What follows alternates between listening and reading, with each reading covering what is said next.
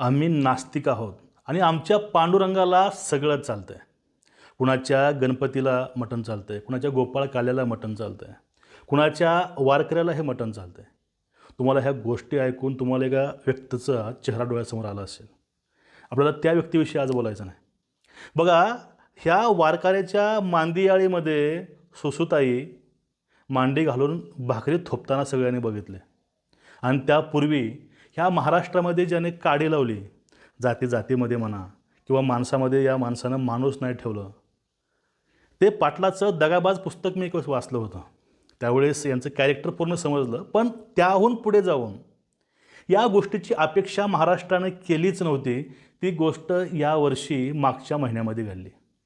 आयुष्यभर आरएसएसच्या नावानं भोंगा सोडणारे, बोटं मोडणारे, शिव्या घालणारे आपल्याच नातीचं लग्न आरएसएस कुटुंबात करतात, संघी विचारधारेमध्ये करतात.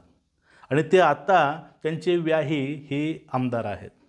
जाऊ द्या, सोडून द्या विषय. आपल्या यावर्षी बोलायचं नाही. मित्रांनो, आपल्याला आज त्या विषयावरती बोलायचं आहे की ज्यावेळेस नास्तिक आपल्या विरोधकाच्या पाया पडतो, तो वेळ, तो दिवस हा पुरोगाम्याच्या बुडाला झेंडूबाम लावल्यासारखा आहे. मित्रांनो नमस्कार, राम राम, रामकृष्ण हरी. मी आपला मित्र सर्वांचं स्वागत करतो आपल्या व्हिडिओमध्ये. सर्वांना तीच परत विनंती आहे, चॅनलला सबस्क्राईब करा, बेल आयकॉन दाबा आणि व्हिडिओ शेअर करा. खाली कमेंट करायला मात्र विसरू नका. आता महाराष्ट्राच्या राजकारणामध्ये अनेक पैलू हे वेळोवेळी आणि घटनेनुसार, काळानुसार बदलत गेले आणि पालटतही गेले. कधी गेम यांचा असतो, कधी गेम त्यांच्या हाती असतो. पण सध्या महाराष्ट्राच्या राजकारणात जर पाहिलं गेलं, जर एक सूक्ष्म असं ॲनालिसिस केलं, तुम्हाला एक गोष्ट समोर येते की शरद पवारांचा काळ हा उलटलेला आहे. आत्ता काळ आणि युग चालू आहे, ते म्हणजे देवाभाऊचं युग चालू आहे.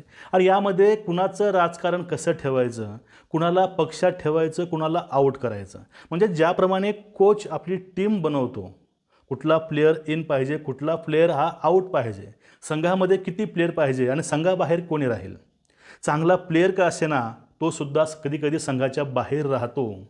ती सगळी पॉवर ही कोचमध्ये असते आणि कोच नंतर कॅप्टन सगळं ऑपरेट करतो. आता हे सगळं राजकारण बघितलं तर कॅप्टन कोण आणि कोच कोण तुम्हाला मी परत सांगायची गरज अजिबात पडणार नाही. आता आपल्याला या विषयावरती आज बोलायचंच नव्हतं मुळात, पण बोलल्याशिवाय मित्रांनो राहवतही नाही. तुम्हाला वाटलं असेल की आज मास्तर कुठल्या मूडमध्ये आहे आणि कुठल्या मूडनं व्हिडिओ करत आहे, पण घटना अशीच घडलेली आहे. आता सध्या लोकसभेचं पावसाळी अधिवेशन चालू होणार आहे आणि त्यापूर्वी एक व्हिडिओ तेजीनं व्हायरल होतो आहे. मराठी माध्यम सोडावं, हिंदी माध्यमालासुद्धा माहिती आहे की ह्या लोकांचा जे दोगलेपणा आहे, म्हणजे एकूणच स्टेजवरती येऊन देवाला शिव्या घालायच्या आणि घरामध्ये त्याच देवाच्या पूजा घालायच्या. म्हणजेच यांची एक संघटना आहे संभाजी ब्रिगेड, याच्या माध्यमातून स्टेजवरती नेहमी देवी देवतांचा अपमान होतो, सीतामातेचा अपमान होतो. आणि त्याहून पुढे चालून कालच्या CGPच्या प्रोटेस्टमध्ये तीच घटना घडली. त्या कुणाल कामरा नावाच्या बांडग्यानं तिथून सीतामातेच्या नावानं अक्षरशः आपल्यामधील जो विष आहे त्याने ती विष स्टेजवरती भडाभडा वाकलं. आता त्याहून तुम्हाला पुढे सांगायचं काय? ठीक आहे, राजकारणामध्ये नीतिमत्ता असावी लागते. राजकारणामध्ये 4 पावलं माणूस पुढे जातो स्वतःला वाचवण्यासाठी. पण बघा, सटवीसुद्धा घरी येताना आडीच घरं सोडून येते. पण या ठिकाणी सगळं चाललं आहे, उलटं चाललं आहे. कुणाच्या हातामध्ये झेंडा कुणाचा आहे कल्पना कुणालाच नाही. नेमकं कुठला पक्ष कधी फुटणार आहे हेही कुणाला माहिती नाही. सकाळी कार्यकर्ता सोबत बसतो, जेवण करतो, सगळं करतो, पण रात्री तो नेता हा फरार असतो.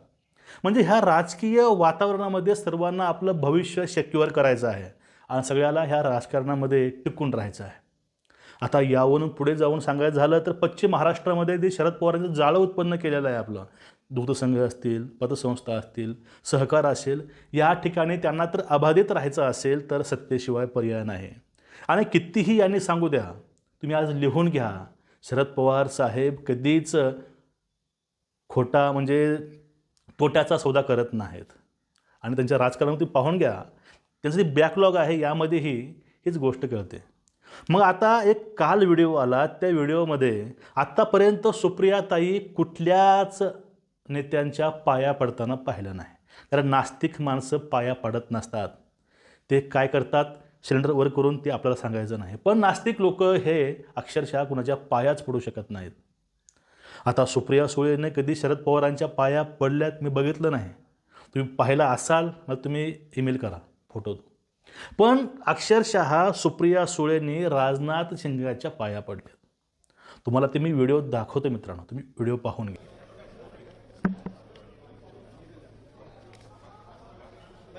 आता हा व्हिडिओ बघून जे पुरोगामी वादात ज्यांनी कातडं पांघरले त्यांच्या बुडाला अक्षरशः कुणीतरी जाऊन बर्नोल लावून टाका.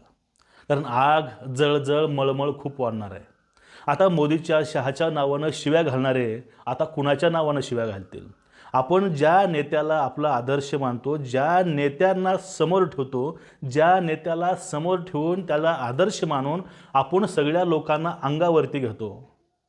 आता हे सगळं अंगावरती घेणं असेल किंवा ह्या नेत्याला म्हणजे अक्षरशः ह्या राजकारण्यासाठी कार्यकर्ते गाव पातळीवरती आपलं वैर तयार करतात. पण हा व्हिडिओ बघून आता मोदी शहा यांना शिव्या घालणारे, अदानीहून महाराष्ट्रामध्ये राजकारण पेरवणारे जे आहेत, राजकारण पेरणारे आहेत, यावर तर पाठीमागच पवारांनी स्पष्ट सांगितलं आहे.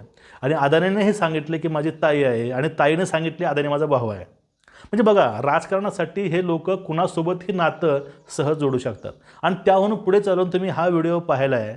आता हा व्हिडिओ बघून नेमकं तुमच्या प्रतिक्रिया काय आहेत या पवार कुटुंबाविषयीच्या? आणि जे लोक म्हणतात की ताई ह्या NDAसोबत जाणार नाहीत, तरी फक्त मला दाखवावं आज नंतर पाठीमागं केव्हाही सुप्रियाताई कुठल्या भाजपच्या नेत्याच्या पाया पडल्यात सांगून टाकावं मला. त्यांना सांगेल त्याला मी 500 रुपये पेटीएम पाठवतो. आतापर्यंत त्यांनी कधीच भाजपच्या नेत्यांच्या पाया पडले नाहीत, खास करून राजनाथ सिंगाच्या. पण त्यांनी पाया पडलेत. कारण काय असू शकतील?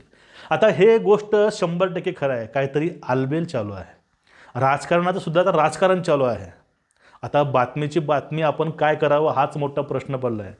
आता आपण यांच्या विरोधामध्ये बोललं, उद्या तर हे भाजपसोबत येऊन बसले तर आम्ही कुणाच्या विरोधामध्ये बोलायचं हा एक मोठा इथं प्रश्न पडतो. पण आम्ही आमची विचारधारा कधीच सोडणार नाही. राष्ट्रीयत्व, हिंदुत्व आम्ही प्रगल्भ करू आणि आवाज उठवत राहू. तुमचं एकूणच या सगळ्या सेक्युलरवाल्याच्या मातेविषयी बोलणं काय, म्हणणं काय, खाली नक्कीच व्यक्त व्हा. कोणाला अवघड वाटलं असेल कुठल्या गोष्टी बोलण्यामध्ये तर वाटू द्या, फरक पडणार नाही गाईज. ठीक आहे. धन्यवाद. नमस्कार. राम राम. रामकृष्ण हरी.